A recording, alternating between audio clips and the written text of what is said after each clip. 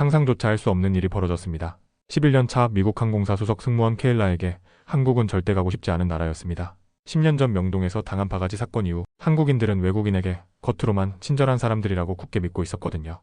그래서 한국 경유 스케줄이 잡히면 항상 공항에서만 머물렀죠.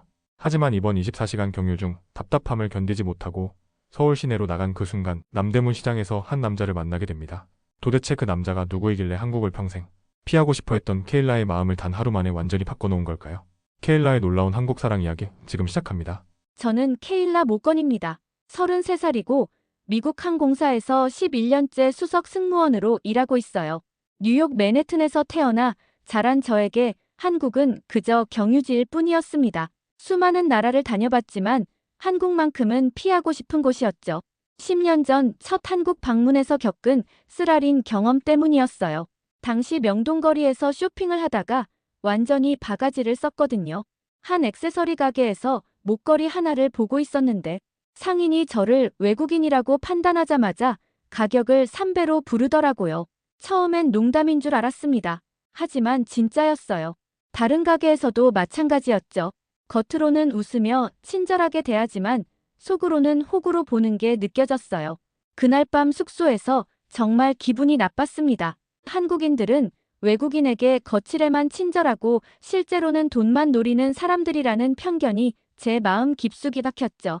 그래서 이후로는 한국 경유 스케줄이 잡히면 항상 공항에서만 머물렀어요.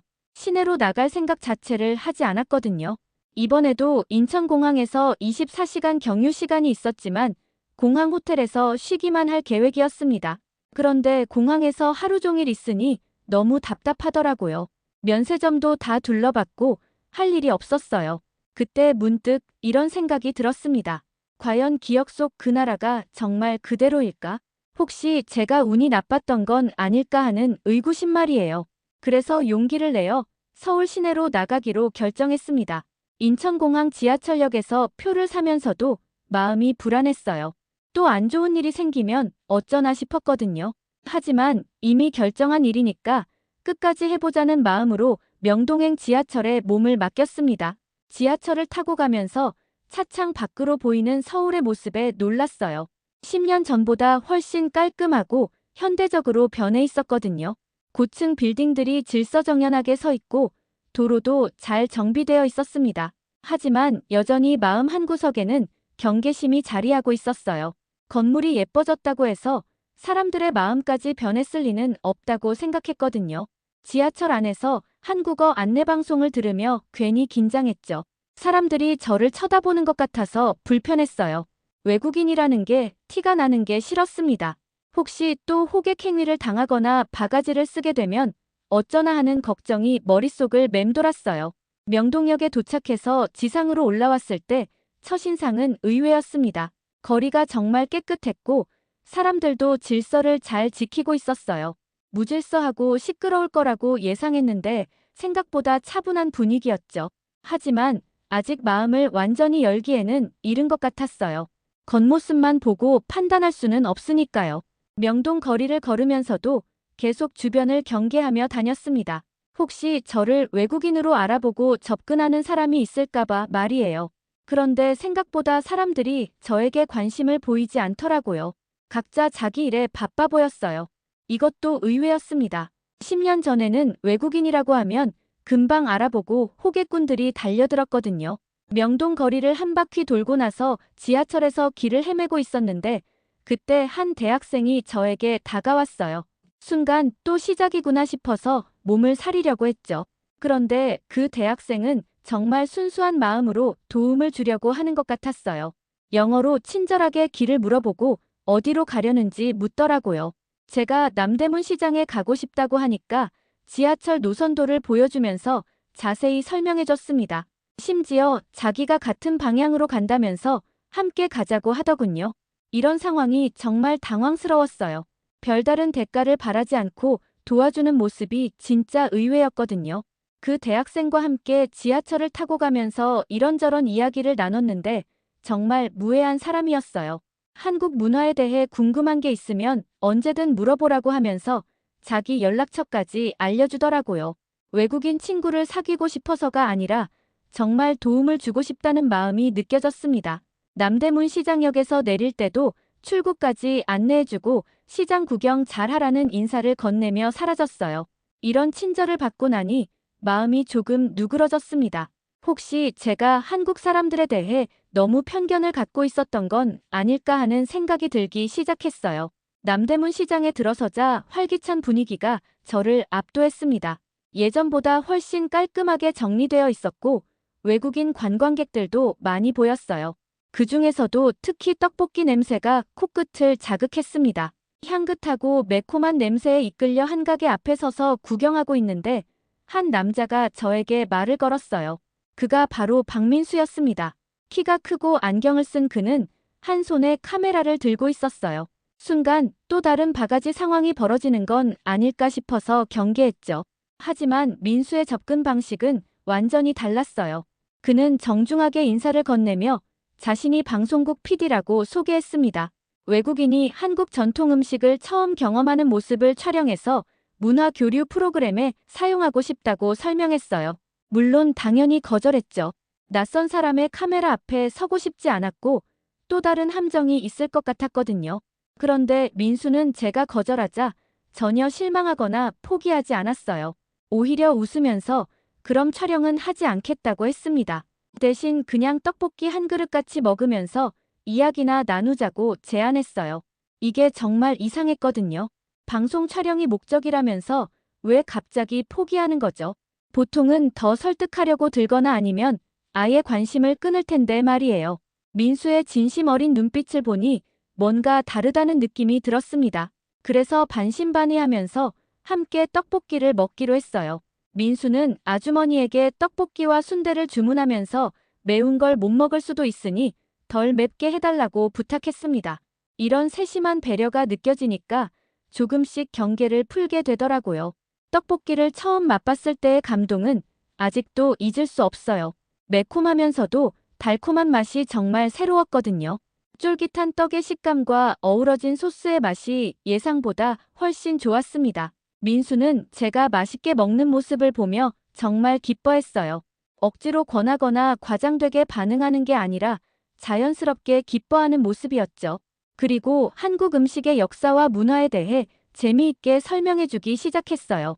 떡볶이가 원래는 궁중에서 먹던 고급 음식이었다는 이야기, 지금의 빨간 떡볶이는 1950년대에 만들어졌다는 이야기 등을 들으며 점점 흥미로워졌습니다. 순대에 대한 설명도 인상 깊었어요. 돼지 내장에 당면과 야채를 넣어 만든 순대가 서민들의 영양, 공급원 역할을 했다는 역사적 배경까지 알려주더라고요. 민수와 이야기하다 보니 정말 시간 가는 줄 몰랐습니다. 민수는 제가 미국 승무원이라고 하니까 항공업계에 대해서도 정말 궁금해했어요. 비행기 안에서 일어나는 에피소드들, 세계 각국을 다니며 느낀 문화적 차이점 등을 물어보더라고요. 저도 그의 방송일에 대해 궁금해서 이런저런 질문을 했죠. 서로의 직업 이야기를 나누며 자연스럽게 가까워졌습니다. 민수는 정말 열정적인 사람이었어요. 한국의 문화를 외국에 제대로 알리고 싶다는 마음이 진심으로 느껴졌거든요. 단순히 재미있는 프로그램을 만드는 게 아니라 문화 간의 이해를 돕고 싶다고 했을 때 정말 감동받았습니다. 떡볶이를 다 먹고 나서 민수가 경복궁에 가보자고 제안했어요. 한국의 전통 궁궐을 보면 한국 문화를 더 잘 이해할 수 있을 거라고 하더라고요. 저는 여전히 조금 경계하고 있었지만 그의 진심이 느껴져서 따라가기로 했습니다. 지하철을 타고 경복궁으로 가는 동안 일어난 일이 저에게 정말 큰 인상을 남겼어요. 임산부 한 분이 지하철에 탔는데 민수가 바로 자리를 양보했거든요. 그것뿐만 아니라 주변에 앉아있던 다른 사람들도 자연스럽게 일어나서 자리를 양보하려고 했죠. 결국 임산부분은 편하게 앉을 수 있었어요. 이런 광경이 전혀 연출된 것 같지 않았습니다. 너무나 자연스럽게 일어난 일이었거든요. 한국 사람들의 배려, 문화가 일상 깊숙이 스며 있다는 걸 느낄 수 있었어요. 민수에게 물어보니까 이런 게 당연한 일이라고 하더라고요. 임산부나 노약자를 배려하는 건 기본 예의라면서 말이에요. 이런 모습을 보면서 한국 사회에 대한 제 편견이 조금씩 바뀌기 시작했습니다. 경복궁에 도착해서 민수의 설명을 들으며 궁궐을 둘러봤는데 정말 감동적이었어요. 한국의 역사와 문화에 대한 그의 지식이 해박했거든요. 조선 왕조의 역사, 궁궐 건축의 특징, 한국 전쟁 당시 파괴되었다가 복원된 과정 등을 자세히 설명해줬습니다. 특히 한글에 대한 이야기가 인상 깊었어요. 세종대왕이 백성들을 위해 만든 글자라는 것, 과학적이고 체계적인 문자 체계라는 것을 알고 나니까 한국 문화에 대한 존경심이 생겼어요. 민수는 평소에 외국인 관광객들을 대상으로 자원봉사 가이드 활동도 한다고 했습니다. 주말마다 시간을 내서 외국인들에게 한국 문화를 소개해준다는 거예요. 그래서 저에게도 이렇게 자연스럽게 접근할 수 있었던 것 같아요. 한국 전쟁 이후에 놀라운 발전상에 대한 이야기도 들었습니다.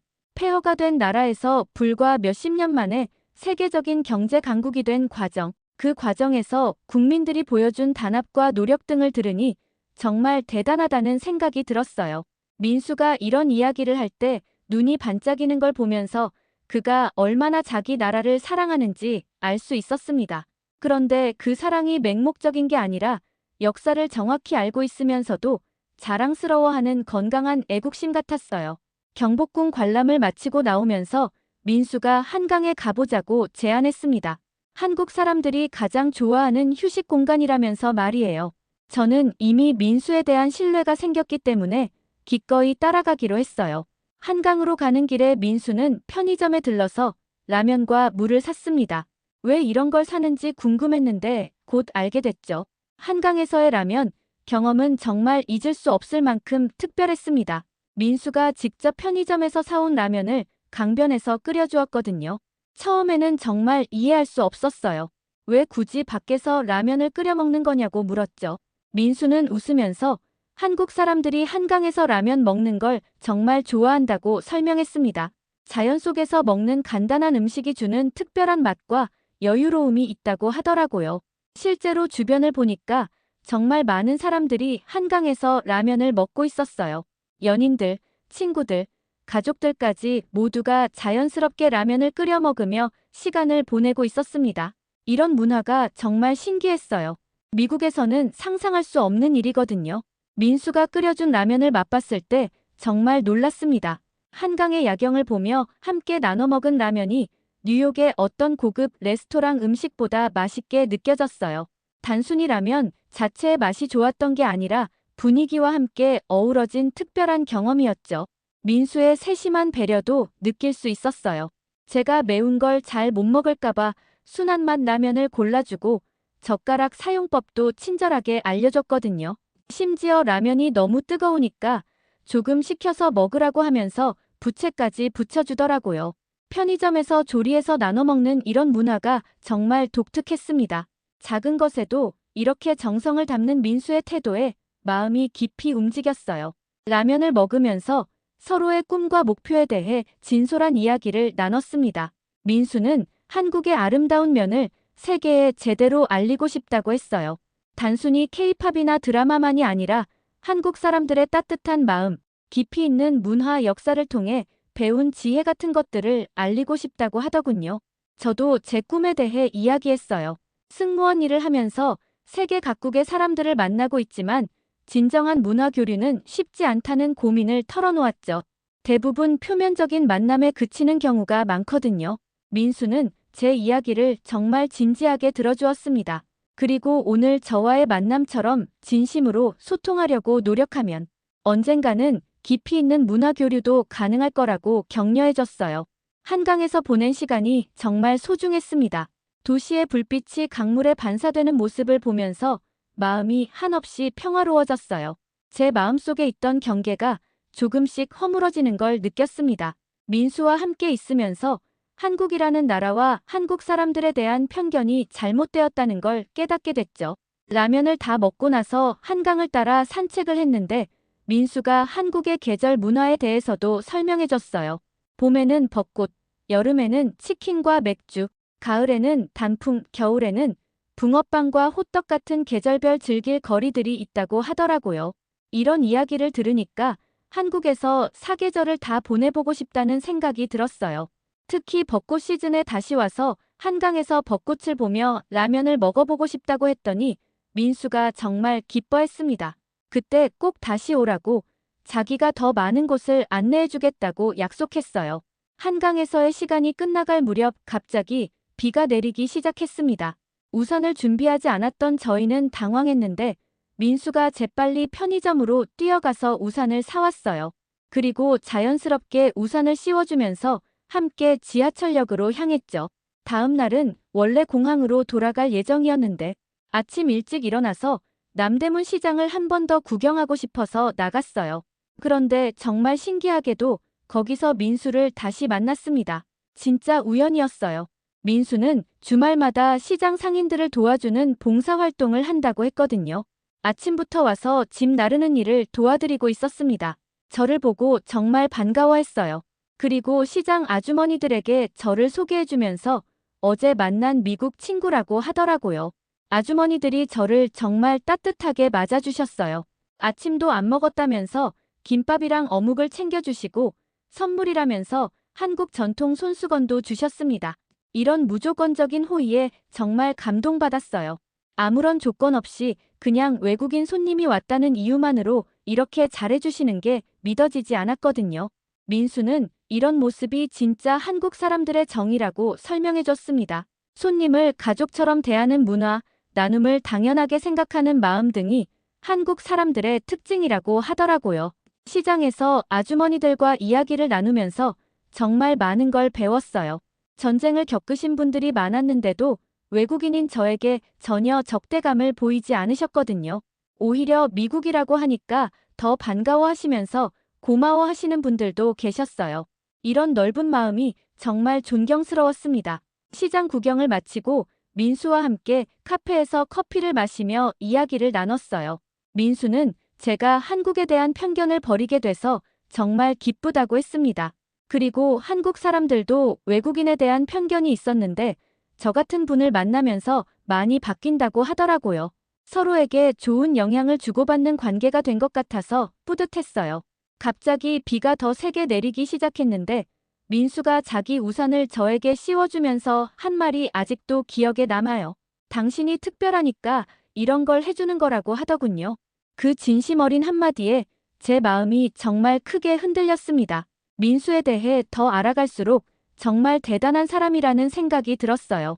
평일에는 방송국에서 PD로 열심히 일하고 주말에는 남대문 시장에서 상인들을 도와주는 봉사활동을 하고 틈틈이 외국인 관광객들을 위한 가이드 봉사도 하는 거예요.